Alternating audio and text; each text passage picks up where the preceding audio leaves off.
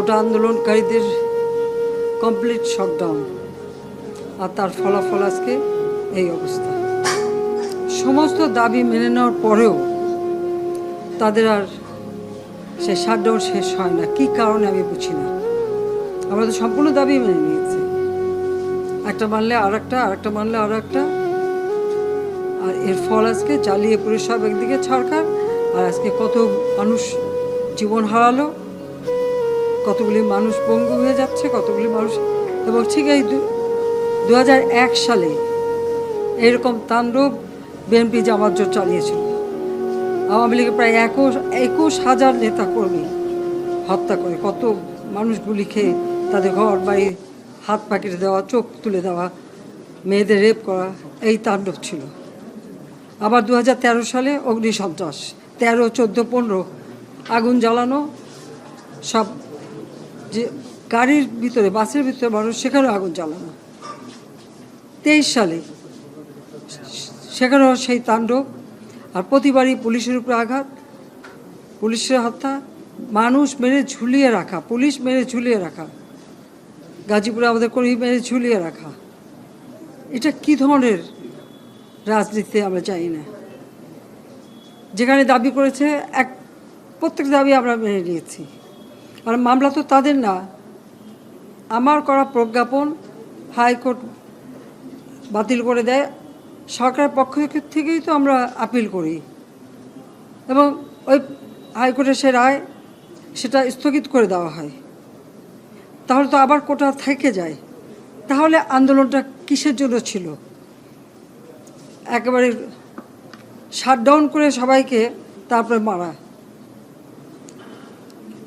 যে সমস্ত ঘটনা ঘটেছে আর যেভাবে মানুষগুলি ক্ষতিগ্রস্ত হয়েছে, আর যারা মারা গেছে আমি তাদের আত্মার মাগফিরাত কামনা করি। আর যারা এখন আহত তাদের সকলের চিকিৎসা সুষ্ঠুভাবে হচ্ছে। আমি আমাদের ডাক্তার, নার্স বা কর্মচারী সকলকে আমি আন্তরিক ধন্যবাদ জানাচ্ছি যে তারা দিন রাত অক্লান্ত পরিশ্রম করেছেন, এবং আমাদের স্বাস্থ্য মন্ত্রণালয় থেকে মন্ত্রী, প্রতিমন্ত্রী সহ আমাদের সকলে বারবার এদের দেখে গেছে এবং যা যা লাগে করে দিচ্ছে। আজকে চিকিৎসার জন্য যা যা লাগবে আমরা করে দিচ্ছি। আর যারা পা হারিয়েছে বা হাত হারিয়েছে, আমরা কৃত্রিম পায়ের ব্যবস্থা করে দেব, যাতে তারা আবার সুস্থ মানুষের মতো চলতে পারে, নিজের কাজ করতে পারে। এবং এর মধ্যে একজন আবার প্রতিবন্ধীও, কাজে তার মা যাতে ভালোভাবে চলতে পারে। প্রতিবন্ধী অবশ্য আমরা ভাতাও দিচ্ছি, কিন্তু তাকে আরও ব্যবস্থা করে দেব, আমাদের যতটুকু সাধ্য করে দেব। কিন্তু আমার দেশবাসীর কাছে আমি বিচার চাই, কি অপরাধটা কি করেছি যে এইভাবে, যেখানে আমি মানুষের ভাগ্য পরিবর্তনের কাজ করে যাচ্ছি, মানুষের জীবন মান উন্নয়ন করেছি। আজকে বাংলাদেশ সেই 2008-এর বাংলাদেশ আর 2024-এর বাংলাদেশ তো এক না। বাংলাদেশের মানুষের জীবন মান তো উন্নত হয়েছে। আমাদের অর্থনীতি আজকে কত কত উপরে উঠে গিয়েছিল, এবং এটা মনে হলো যে এটা আর কিছুই না। এটা আমাদের অর্থনীতিকে সম্পূর্ণ পঙ্গু করে দিয়ে বাংলাদেশকে আবার ভিক্ষুকের জাতি করে দেওয়া, এটাই বোধহয় এদের পিছনে ষড়যন্ত্র। সেটাই হচ্ছে সবথেকে দুঃখজনক, যে দিন রাত অক্লান্ত পরিশ্রম করে বাংলাদেশটাকে যখন একটা জায়গায় নিয়ে আসলাম, আজকে সেখানে দেখি এই একদিকে জ্বালাও পোড়া সব কিছু। ঠিক যে প্রতিষ্ঠানগুলি মানুষের সেবা দেয়, আজকে মেট্রো রেলে চড়ে মানুষ কত অল্প সময়ের মধ্যে সময় বাঁচিয়ে কর্মস্থলে পৌঁছাতে পারতো, আবার ফিরতে পারতো। সেখানে ছাত্ররা, চাকরিজীবী, সাধারণ মানুষ সবাই তো যেতে পারতো। সেই স্টেশনগুলি পুড়িয়ে এখন ট্রাফিক জ্যাম, মানুষের কষ্ট।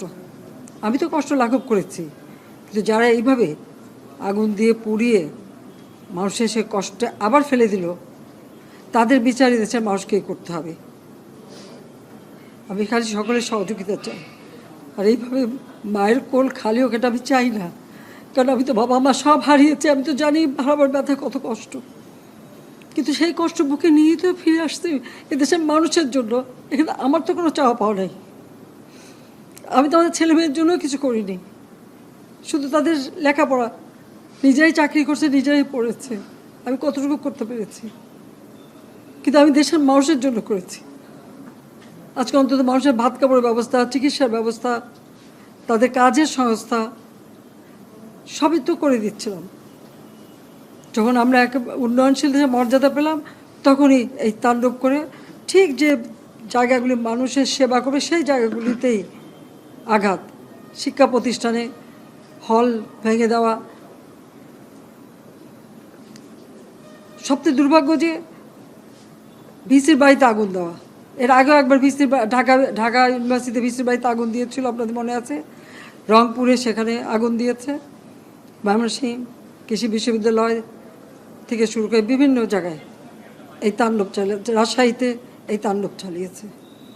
বিশ্ববিদ্যালয়গুলিতে সেশন জট ছিল, আমি সরকার আসার পর থেকে কোনো সেশন জট নাই। লেখাপড়ার মান উন্নত করা, যাতে এখান থেকে পড়ে আবার বিদেশেও পড়তে হবে, সেই ব্যবস্থাও করে দিয়েছি। কিন্তু তারপরেও কোটা সংস্কার আন্দোলন, কোটা তো আমি বাতিলই করে দিয়েছি।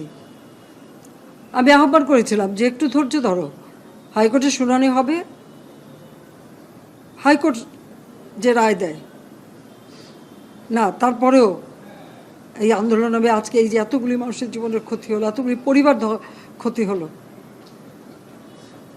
এর দায় দায়িত্ব কাদের? আমি দেশবাসীর কাছে সেই আহ্বান জানাবো যে এই ধরনের ধ্বংসযজ্ঞের জন্য এই দেশকে নিয়ে একটু চালাতে না পারি। আমি সকলে সাহায্য চাই, আর আমি চাই না এভাবে মায়ের কোল খালি হোক আর এভাবে মানুষ অসহায় হয়ে পড়ুক। এই হাসপাতালটাই তো আজকে আপনারা দেখেন কত সুন্দরভাবে করে দিয়েছি। কিছু নেই হাসপাতালে, একটা লিফটও ছিল না আমি যখন সরকারে আসি। আর সেই এই হাসপাতালও আমার আব্বা স্বাধীনতার পর জাতির পিতা বঙ্গবন্ধু শেখ মুজিবই করে দিয়েছিলেন। আমি সেটা উন্নতি করেছি বলেই তো আজকে চিকিৎসা দিতে পারছি, নইলে এত রোগীর চিকিৎসা দেওয়া কোনোদিন সম্ভব হতো না। তো আমার কি এটাই অপরাধ যে আমি মানুষের জীবন মান উন্নত করার জন্য কাজ করেছি, আর সেই জায়গাগুলিকে হামলা করতে হবে? কোভিড-19-এর সময় যেখানে আমরা সব থেকে ভালোভাবে মানুষের চিকিৎসা দিতে পেরেছি, সেই কোভিড হাসপাতাল সেখানেও আগুন দিয়েছে। এটা কী ধরনের খেলা? যাক, আমি আর কিছু বলতে পারি না। আমি যে এগুলি এক একদিন দেখি আর